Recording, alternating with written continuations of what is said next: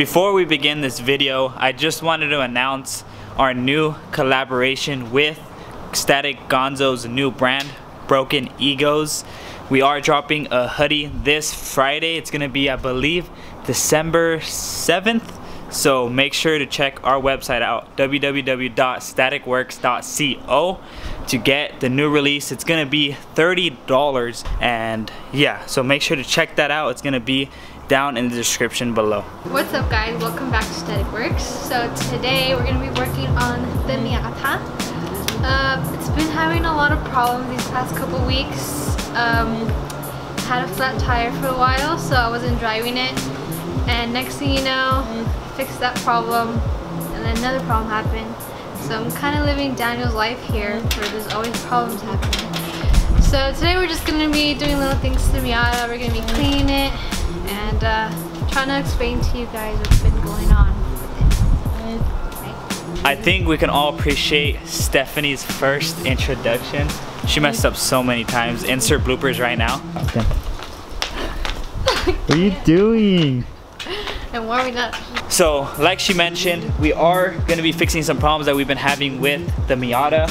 One is an oil leak that we've had since obviously we got the car, and we don't know where it's from. It's leaking under or around the crank pulley, so we think that it might be the front main seal, because this engine was rebuilt, but just the way it behaves and the things that we've been experiencing, we don't know if they actually did it right, because there's only supposed to be 70,000 miles on it. That's pretty much around the time where gaskets start failing anyways, but just the way it idles, the way certain things have been treating us, it doesn't look like they did that good of a job. So this is the engine bay. Obviously it looks really clean from the top because Stephanie spent how long trying to clean it? 2 hours. That's not that bad, actually. That's not that bad. But she decided to just clean it with rags and Simple Green instead of spraying it down like I normally do. It's probably why my car has so many problems.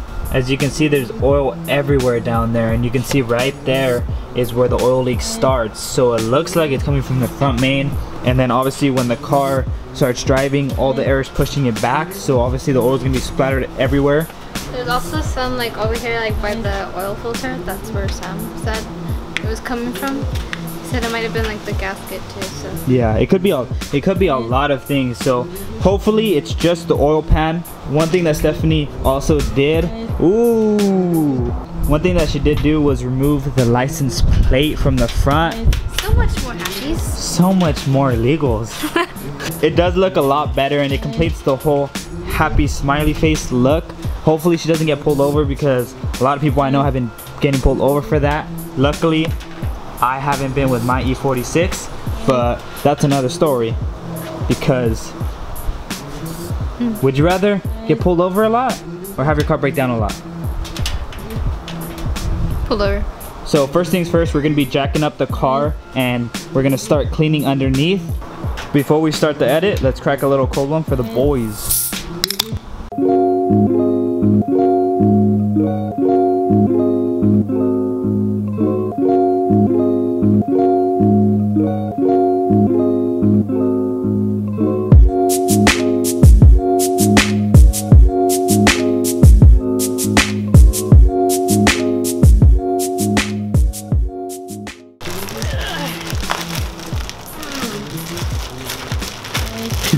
Looking under the car and inspecting where the oil is, it is everywhere. When the surrounding area is wet and there's a spot that doesn't look like there's any oil on it, that's pretty much where it's running from.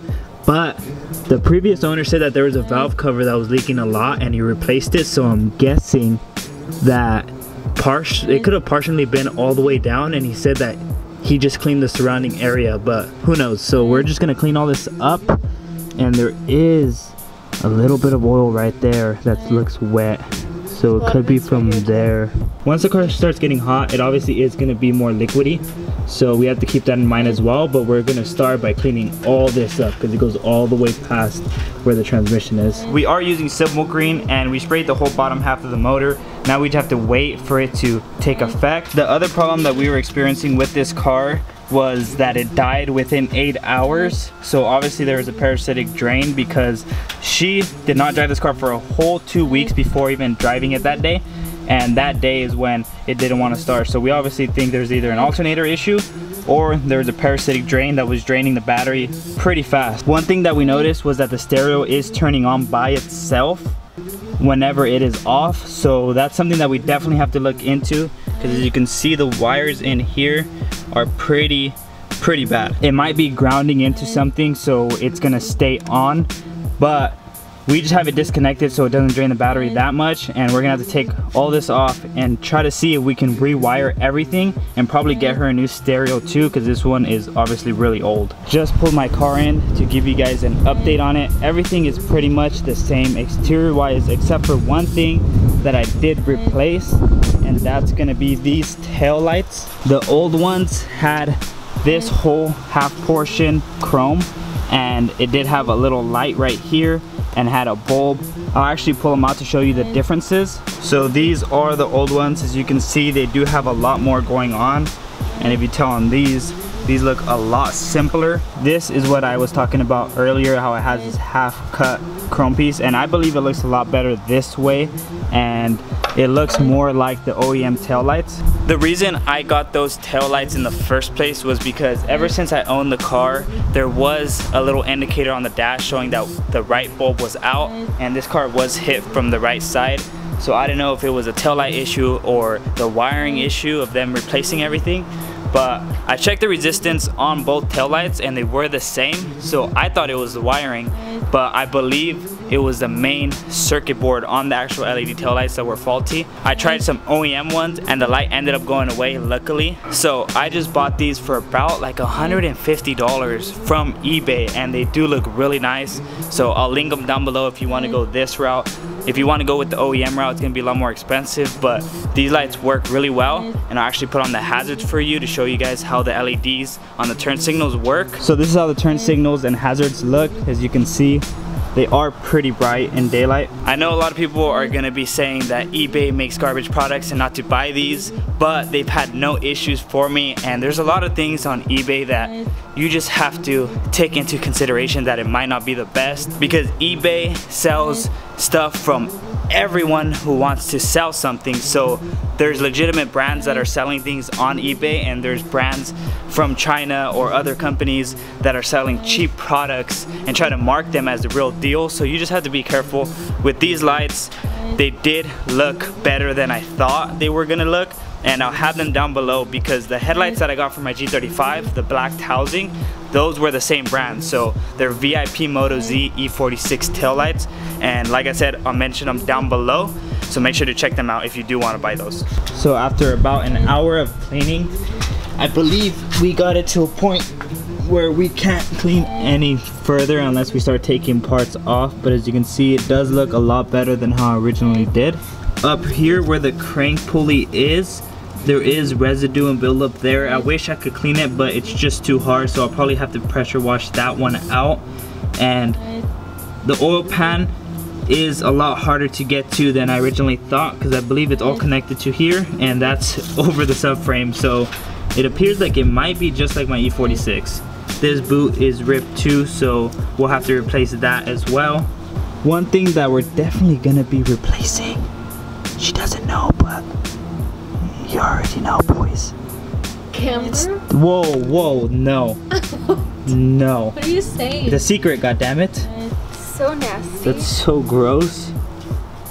Where's that big one? What is that one? This one. Oh, holy crap. Shit. Look at that. That's what I don't even want to touch anymore.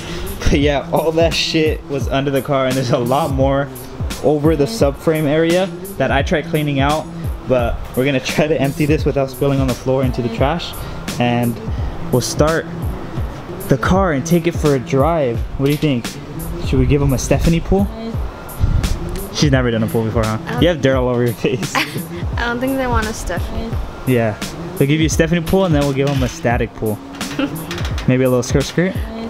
Mine's gonna be a baby pull. Your hair is so dirty, you definitely have to shower. Respect, I respect you. Oh. This is our first time riding with the soft top down. Dude, I look all, it's all dirty. Just floor it.